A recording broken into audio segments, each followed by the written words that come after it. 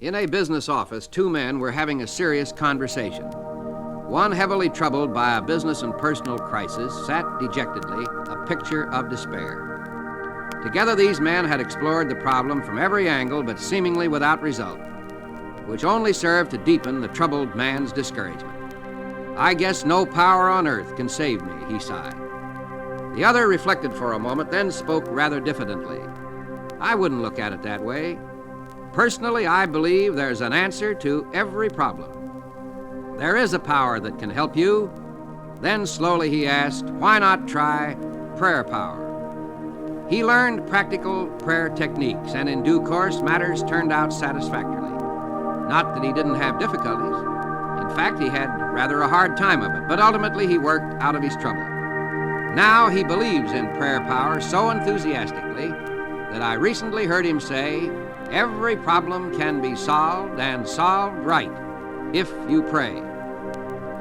A businessman with a creative and unique mind worked out a simple formula for solving his problems and overcoming his difficulties through prayer power.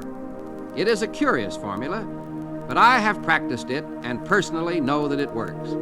The formula is this: prayerize, picturize, actualize.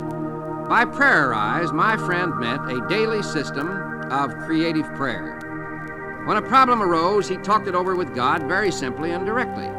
Moreover, he did not talk with God as to some vast and far-off shadowy being, but conceived of God as being with him in his office, in his home, on the street, in his car, always nearby as a partner or as a close associate. This man prayerized his daily life. The second and third points in his formula go together.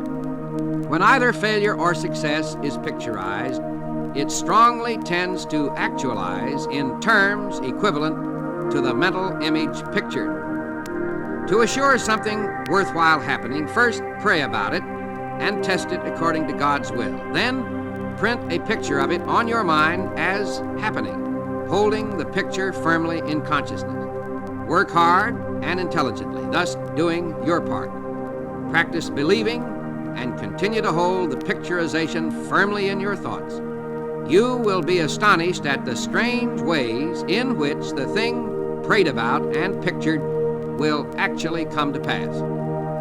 For example, a woman discovered that her husband was drifting from her. Theirs had been a happy marriage, but the wife had become preoccupied in social affairs, and the husband had become busy in his work. Before they knew it, the close old-time companionship was lost.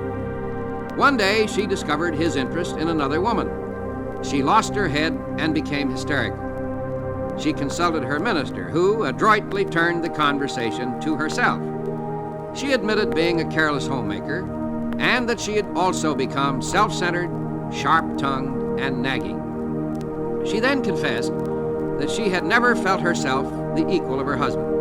She had a profound sense of inferiority regarding him, feeling unable to maintain equality with him socially and intellectually.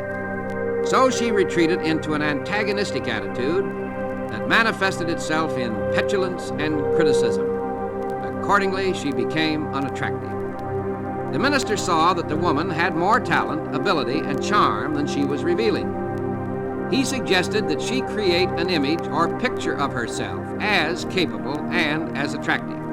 He gave her instructions in how to pray and how spiritually to picturize. He also advised her to hold a mental image of the restoration of the old-time companionship, to picture a restored harmony.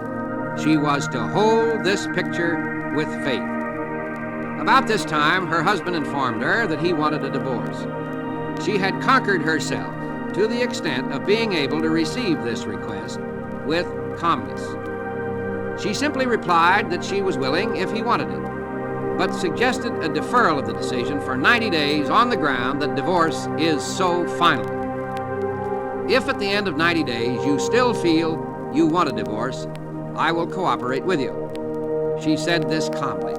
He gave her a quizzical look, for he had expected an outburst. Night after night he went out. Night after night she sat at home. But she pictured him as seated in his old chair. She painted an image of him there comfortably reading as in the old days. She visualized him as puttering around the house, painting and fixing things as he had formerly done. She visualized the two of them playing golf together and taking hikes as they once did. She maintained this picture with steady faith, and one night there he actually sat in his old chair. She looked twice to be sure that it was the reality rather than the picturization, but perhaps a picturization is a reality, for at any rate, the actual man was there. Occasionally he would be gone, but more and more nights he sat in his chair. Then he began to read to her as in the old days. Then, one nice Saturday afternoon, he asked, "What do you say to a game of golf?" The days went by pleasantly until she realized that the 90th day had arrived. So that evening she said quietly, "Bob, this is the 90th day." "What do you mean?" he asked, puzzled. "The 90th day. Why, don't you remember? We agreed to wait 90 days to settle that divorce matter, and this is the day." He looked at her for a moment, then, hidden behind his paper, turned a page, saying, "Don't be silly. I couldn't possibly get along without you. Where did you ever get the idea I was going to leave you?" The formula proved a powerful mechanism. This woman prayerized, she picturized, and the sought-for result was actualized. Prayer power scientifically solved her problem, and his as well.